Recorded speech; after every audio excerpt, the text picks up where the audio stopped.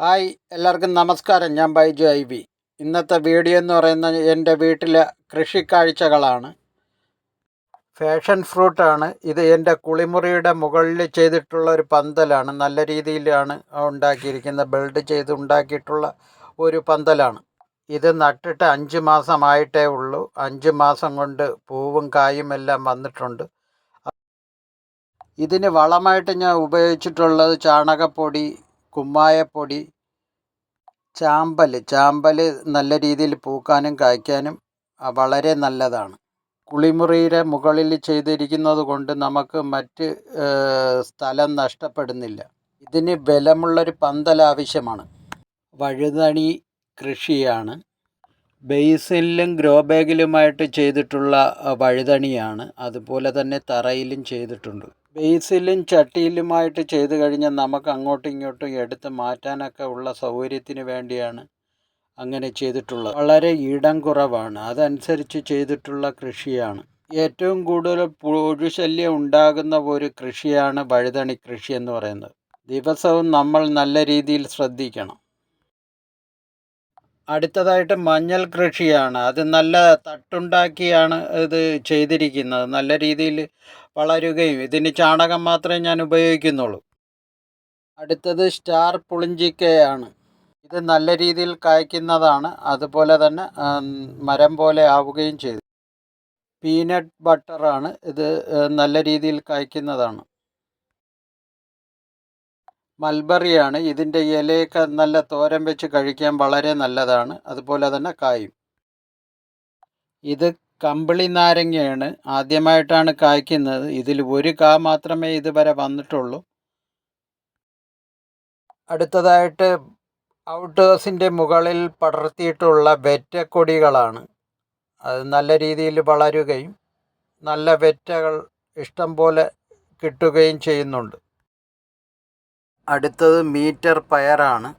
ഔട്ട്ഹൗസിന് മുകളിൽ ബേസിനിൽ ചെയ്തിട്ടുള്ളതാണ്. പയർ പിടിച്ചു തുടങ്ങുന്നതേ ഉള്ളൂ. തെങ്ങിൻ്റെ തടത്തിൽ ചെയ്തിട്ടുള്ള കൂവ കൃഷിയാണ്.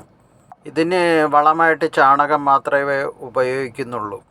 സ്ഥലത്തിൻ്റെ പരിമിതി അനുസരിച്ച് നമുക്ക് നല്ല രീതിയിൽ കൃഷി ചെയ്യാൻ കഴിയും. സ്ഥലം കുറവായതുകൊണ്ട് ചാക്കിൽ ചെയ്തിട്ടുള്ള കൃഷികളാണ്.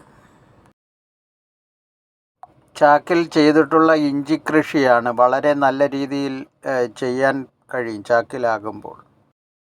വാളരി പയറാണ്. ഹൈബ്രിഡിൽപ്പെട്ട തൈയാണ്. വളരെ നല്ല രീതിയിൽ പൂക്കുകയും കായ്ക്കുകയും ചെയ്യുന്നതാണ്. ഇതിന് വളമായിട്ട് ചാണകവും ഇടയ്ക്ക് കുമ്മായപ്പൊടിയും ഇട്ട് കൊടുക്കാറുണ്ട്.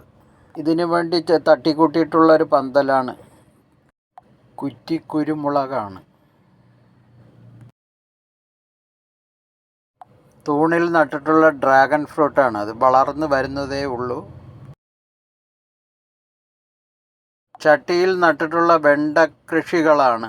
ദിവസവും രാവിലെയും വൈകിട്ടും നമ്മൾ ഇതിനെയൊക്കെ ശ്രദ്ധിക്കണം. അല്ലെങ്കിൽ പുഴുക്കൾ കയറി നശിപ്പിച്ച് കളയും. ഇലയുരുട്ടി പുഴുവിൻ്റെ ശല്യം വളരെ കൂടുതലാണ്. വീട്ടിലെ കഞ്ഞിവെള്ളം പുളിപ്പിച്ച് ഒഴിച്ചു കൊടുത്താൽ നല്ല വളമാണ്. തക്കാളി, വെണ്ടയ്ക്ക, വഴുതണിങ്ങ എല്ലാം ഗ്രോ ബാഗിലാണ് നട്ടിരിക്കുന്നത്. വളരുന്നതിന് അനുസരിച്ച് നമുക്ക് പല സ്ഥലങ്ങളിലേക്ക് മാറ്റി വയ്ക്കാനും കഴിയും. ഇത് നാടൻ പപ്പായയാണ്. നല്ല രീതിയിൽ വിളവ് എനിക്ക് കിട്ടിയതാണ്. ഇഷ്ടം പോലെ പിടിക്കുന്നുണ്ട്. ഇത് വേറൊരു വെറൈറ്റിയിൽപ്പെട്ട പപ്പായയാണ്. വളരെ നല്ല പപ്പായയാണ്. അടുത്തതായിട്ട് നാടൻ പച്ചമുളകാണ്. ഇഷ്ടം പോലെ പിടിക്കുന്ന മുളകാണ്. ഉണ്ടമുളകാണ്. ഇത് നല്ല എരി ഉള്ള വർഗത്തിൽപ്പെട്ട മുളകാണ്. ഓരോ ചെടിയും നമ്മൾ കെയർ ചെയ്യുന്നതിനനുസരിച്ച് വളർന്നു വരും. ഇത് വേലിച്ചീരയെന്ന് പറയും. അതുപോലെ സിംഗപ്പൂർ ചീര എന്നും പറയും. ഇത് വളരെ ഗുണമുള്ള ഒരു ചീരയാണ്. അതിനടുത്ത് തന്നെ കറിവേപ്പിലയും വളർന്നു വരുന്നുണ്ട്. കഞ്ഞിവെള്ളം പുളിപ്പിച്ചൊഴിച്ചു കൊടുത്താൽ നല്ല വളമാണ് കറിവേപ്പിലയ്ക്ക്. എല്ലാ കാലാവസ്ഥയിലും വളരുന്ന മുളകാണ്. കുലകുത്തി പിടിക്കുന്ന സ്ട്രോബെറി പേരയാണ്. പഴുത്ത് കഴിഞ്ഞാൽ നല്ല ചുമന്ന കളറിലിരിക്കും. വലിപ്പം വളരെ കുറവാണ്.